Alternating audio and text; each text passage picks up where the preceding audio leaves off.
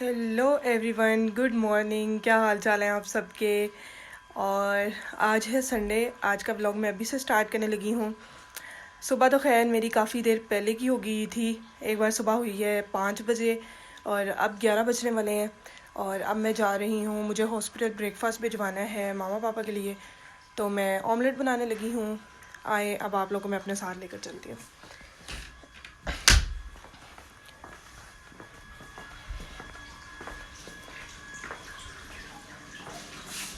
जी, तो किचन में आते साथ सबसे पहले मैंने फ्रिज खोली और उसके अंदर मुझे जो जो वेजिटेबल्स नज़र आई ना ऑमलेट में जो डल सकती थी, मैंने वो सारी निकाल ली। मुझे ये हाफ़ सी कैरेट मिली थी और ये कैबेज मिली थी और मुझे मिली थी अनियन थे मेरे पास, टोमेटोज़ थे। मतलब मुझे लग रहा था ये सारी चीज़ें ना मैं ऑमलेट में यूज़ कर सकती हूँ और बड़े मज़े का, हेल्दी सा और बड़ा फुलफिलिंग सा मैं ऑमलेट बना सकती हूँ। तो मुझे जो हॉस्पिटल भेजना था उसमें तो मुझे मसाले वगैरह थोड़े कम ही रखने थे। तो बस यहाँ पर अब मैं वेजिटेबल्स को कट कर रही हूँ। अच्छा, मैं आप लोगों को ना एक दो बातें बताना चाहती हूँ जो कि मैं काफ़ी टाइम से बताना चाह रही हूँ, लेकिन उनके लिए ना मैं एक सेपरेट वीडियो बना नहीं पा रही।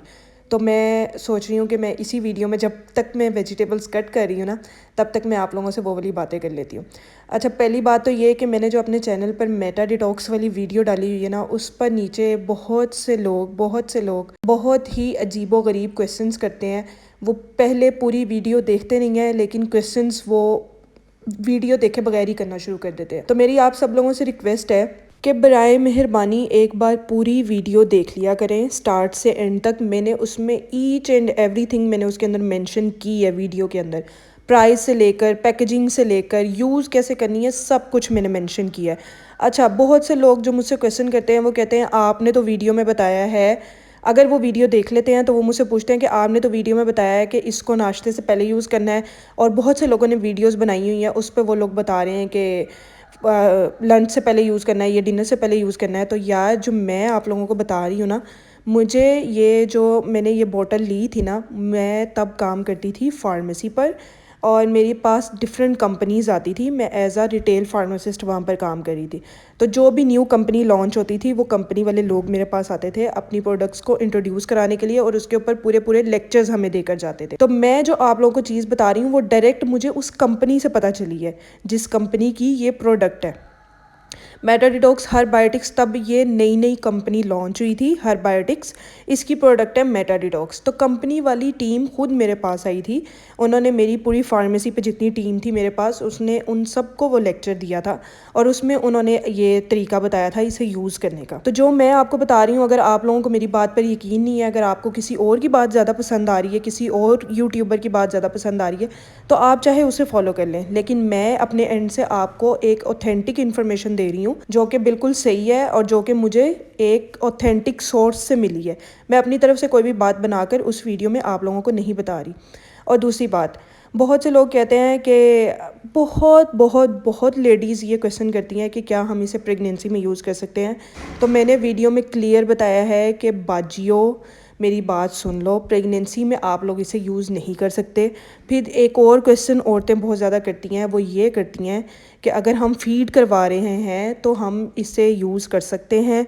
तो ये भी मैंने अपनी वीडियो में क्लियर बताया है कि अगर आप लोग अपने बच्चे को फ़ीड करवा रहे हैं या आपका बच्चा मदर फीड पे है तो आप लोग इसे यूज़ नहीं कर सकते। फिर एक बंदी ने, किसी ने मेरे से क्वेश्चन किया हुआ था कि क्यों नहीं यूज़ कर सकते। तो भाई, कॉमन सेंस ये है कि आप इसलिए नहीं यूज़ कर सकते, आप बच्चे को फीड करवा रही हैं, जो आपकी बॉडी में न्यूट्रिशन वगैरह सही है वो बच्चे के अंदर जा रही है। अगर आप कोई मेडिसिन यूज़ कर रही हैं तो वो भी बच्चे के अंदर ट्रांसफ़र हो रही है। तो आपने ये मेडिसिन बच्चे के अंदर तो नहीं ना जाने देनी, तो इसलिए आप थोड़ी देर सब्र कर लें। जब आपका बच्चा मदर फीड ख़त्म कर देगा फिर उसके बाद आप लोग इसे यूज़ कर सकते हैं। फिर प्राइस का लोग पूछने बैठ जाते हैं। तो मैं यही कहूँगी कि प्लीज़ बराए मेहरबानी एक बार पूरी वीडियो देख ले और शुरू से एंड तक। फिर उसके बाद अगर कोई क्वेश्चन आप लोगों के माइंड में आता है तो फिर मुझसे लाजमी पूछें। मैं हाजिर हूँ आप लोगों के हर क्वेश्चन का रिप्लाई करने के लिए। ऑब्वियसली इट्स माय जॉब अगर मेरी वीडियो से रिलेटेड कोई भी क्वेश्चन आप लोग के माइंड में आ रहा है। लेकिन जो चीज़ें मैं क्लियरली मेंशन कर चुकी हूँ अपनी वीडियो में, तो उनका आप लोग अगर बार बार पूछेंगे तो वो थोड़ा अजीब सा लगता है। खैर, मेरी सारी वेजिटेबल की कटिंग हो गई थी यहाँ पर और उसके बाद मैं अब इसके अंदर मिक्स कर लूँगी अंडे डाल लूँगी। अच्छा मैं सुबह सो के उठी थी ना, तो मैं थोड़ी स्लो थी, मेरे दिमाग में ही नहीं आया कि मैं कटिंग बोर्ड निकाल लूँ और उसके ऊपर कट कर लूँ।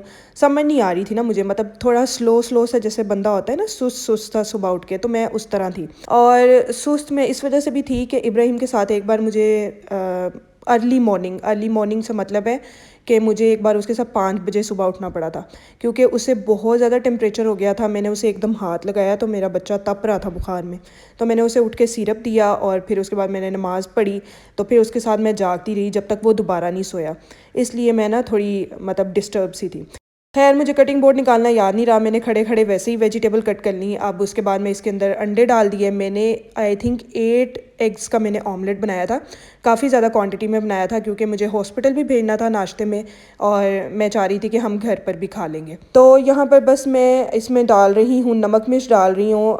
मैंने थोड़ी सी हल्दी डाली है, थोड़ा सा पिसा धनिया डाला है, नमक डाला है और कुटी थोड़ी सी मिर्च डाली है। अब थोड़ी सी मैं इसके अंदर ब्लैक पेपर ऐड कर रही हूँ।